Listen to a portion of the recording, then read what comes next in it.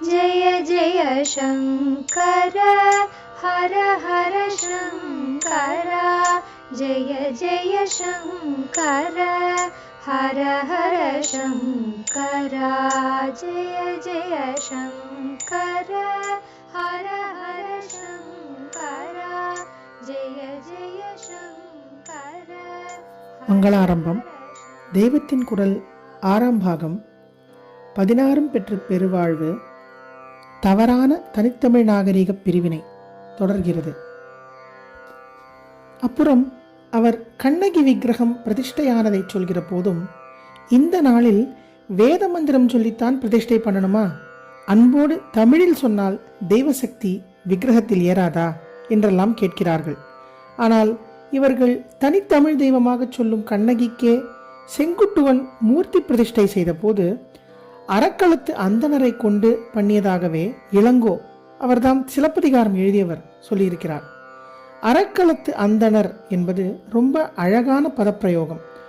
யுத்தம் என்கிற மரக்களத்தில் சேரராஜா வீரதீரம் பண்ணி கண்ணகி சிலைக்கான கல் எடுத்து அதை வடக்கத்தி ராஜாக்கள் தலையில் வைத்து கொண்டு வந்தாச்சு.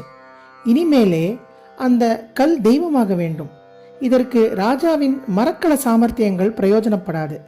வேத தர்மமான அறக்களத்தைச் சேர்ந்த அந்தணர்களால் தான் அதை பண்ண முடியும் என்ற இத்தனை அபிப்பிராயத்தை ரத்ன சுருக்கமாக அடக்கித்தான் அறக்களத்து அந்தணர் என்று போட்டிருக்கிறார். முதலில் அவர்களை சொல்லி அப்படிப்பட்ட அந்தணர் தன்னுடைய குரு, அதாவது புரோகிதர், அவரும் பிராமணர், பெருங்கணி என்கிற ஜோசியன், சில்பி ஆகியவர்களை கொண்டு மூர்த்தி பிரதிஷ்டை பண்ணினான் என்று இருக்கிறது. பின்குறிப்பு: அறக்களத்து அந்தணர் ஆசான் பெருங்கணி சிறப்புடை கம்மியர். சிலம்பு வாழ்த்து காதை 222-3. இத்தனைக்கும் சிலப்பதிகாரம் எழுதியவர் வேத பாக்கியமான, அதாவது வேதத்திற்கு புறம்பான சமண மதத்தைச் சேர்ந்த துறவி. இப்போது என்னடாவென்றால், வைதிகாச்சாரத்தில் வந்த புலவர்கள், ஆராய்ச்சிக்காரர்கள், எழுத்தாளர்கள் முதலியவர்களே அந்த கால ராஜாக்களின் வைதிக பற்றை அடியோடு மறைத்துவிட்டு, அது போதாதென்று அவர்கள் ஒரு நாளும் நினைத்து கூட பார்க்காத ஒரு தனித்தமிழ் கலாச்சாரத்தை அவர்கள் வளர்த்ததாக வேறு ஜோடித்து கொண்டிருக்கிறார்கள். சத்தியத்தை மறைக்கிறதும் மாற்றுகிறதும் ரொம்ப தப்பு. சரித்திரம் சொல்லும் போது அன்றைக்கு வாஸ்தவத்தில் இருந்ததை அடியோடு பிளாக் அவுட், அதாவது இருட்டடிப்பு பண்ணிவிட்டு இன்றைக்குள்ள கொள்கைகளை அன்றைக்கிருந்தவர்கள் மீது ஆரோபித்து, அதாவது ஏற்றி வைத்து எழுதுவது நியாயமே இல்லை. பிரதேச கலாச்சாரம் என்று அங்கங்கே கொஞ்சம் வித்தியாசமாகத்தான் இருக்கும். பேசுகிற பாஷையினாலும் வாழ்க்கை போக்குகளாலும் சீதோஷ்ணாதிகளை பொறுத்தும் பொதுவான பாரத மரபு என்ற ஒரே அடிமரத்திலிருந்து வெவ்வேறு கிளை மரபுகள் தோன்றத்தான் செய்யும். வேறும் அடிமரமும் ஒன்றேதான். மேம்போக்கானதுதான் மற்ற பிராந்திய வித்தியாசங்கள்.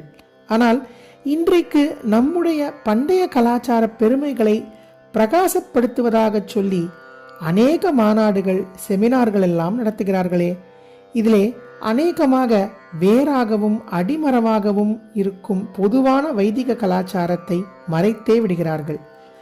பிராந்திய கலாச்சாரங்களையே ஒரு தனியான முழு மரபு மாதிரி ஜோடித்து ஆரியன் டிராவிடியன் என்ற கல்பிதமான பரஸ்பர குஸ்தி நாகரிகங்களில் டிராவிடியனைத்தான் தூக்கி காட்ட வேண்டும் என்ற அபிப்பிராயத்தில் இல்லாததையெல்லாம் சிருஷ்டி பண்ணி சேர்த்து பேசுகிறார்கள், எழுதுகிறார்கள். பழைய சரித்திர புருஷர்களையும் சம்பவங்களையும் வைத்து கதை கிதை அழகாக கட்டி ஜனங்களை கவரும்படியாக எழுதுகிறவர்களும் உண்மை நிலையை எழுதுவதில்லை. நிரம்ப மாஸ் அப்பீல் உள்ள துறையில் இருப்பவர்கள் இப்படி இருக்கிறார்களே என்று இருக்கிறது.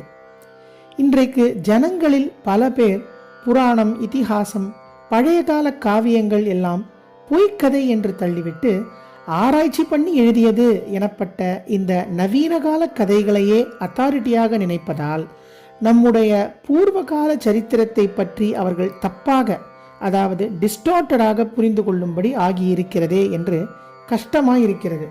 இன்றைக்கு நம் அபிப்பிராயம் எப்படி வேண்டுமானால் இருந்துவிட்டு போகட்டும். ஆனால் பூர்வ விஷயங்களை சொல்வதாக நாம் புறப்படும் போது அன்றைக்கு எப்படி இருந்ததோ அதைத்தான் உள்ளபடி சொல்லணும். நம்முடைய இக்கால அபிப்பிராயங்களை பூர்வ காலத்தவர்கள் மேல் ஆரோபித்து சொல்லப்படாது என்ற அடிப்படை நியாயம் கூட தெரியாமல் இருக்கிறார்களே என்று கஷ்டமாயிருக்கிறது. ஒரு ராஜபாட்டை நீள நெடுக போகிறது போல வேத சாஸ்திர வழிதான் ஆதியிலிருந்தே இந்த பாரத தேசம் முழுவதும் பரவலாக இருந்திருக்கிறது. அதிலிருந்தே கிளைச்சாலைகள் மாதிரி பிரதேச கலாச்சாரங்கள். ரொம்பவும் ஆதியிலேயே தமிழ்நாட்டினராக தமிழ் மொழி பேசுபவர்களாக இருந்த தமிழர்களும் வைதிகாச்சாரத்தை ஏற்றவர்கள்தான். அதே சமயத்தில் இவர்கள்தான் கிளை மரபு என்றேனே, அப்படி தமிழ்நாட்டுக்கு மட்டும் உரிய சில பழக்க வழக்கங்கள், கலையம்சங்கள் முதலியவை ரூபமாவதற்கும் காரணமாக இருந்தவர்கள். இந்த ரீதியில் பார்க்கிற போது சங்க காலம் முடிய இருந்த முற்கால சேர சோழ பாண்டிய மூவேந்தர்களை வேண்டுமானால் தமிழ் கிளை மரபை பேணியவர்கள் என்று சொல்ல நியாயமுண்டு. அதுவும் கிளை மரபாகத்தான் இவற்றை பேணினார்கள். மூல மரபான மரமாக அவர்களும் பாரத தேசத்திற்கே பொதுவான வைதிக கலாச்சாரத்தை தான் பேணினார்கள். மரத்திலிருந்து தனியாக துண்டித்து கிளை வளர முடியாது. இயற்கையாக கிளை வந்தது, அதையும் பேணினார்கள். தனித்தமிழ் பண்பாடு என்று ஒன்றை அவர்கள் நினைக்கவே இல்லை. ஆனால் இன்றைக்கு எழுதுகிறவர்கள், பேசுகிறவர்கள் அந்த மூவேந்தர்களுக்கும் அப்புறம் வந்த பல்லவர்களையும் தனித்தமிழ் பண்பாட்டை வளர்த்தவர்களாகவே சித்தரிப்பதுதான் ரொம்ப ஆச்சரியம்.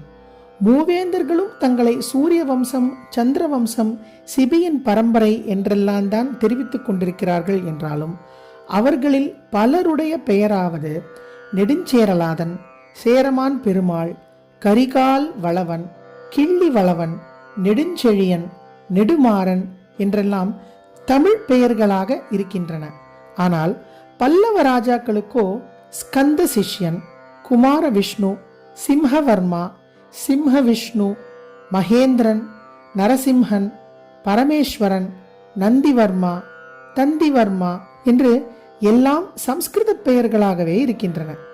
குடுமியாமலையில் சங்கீத விஷயமாக உள்ள மகேந்திரவர்மாவின் கல்வெட்டும் இன்னும் அவர்களுடைய அநேக சாசனங்களும் சம்ஸ்கிருதத்திலேயே இருக்கின்றன. அவர்கள் தங்களை பரம பிரம்மண்யர் என்று இந்த சாசனங்களில் பொறித்து வைத்துக் கொண்டிருக்கிறார்கள். சம்ஸ்கிருத கட்டிகைகளை நிறைய போஷித்திருக்கிறார்கள்.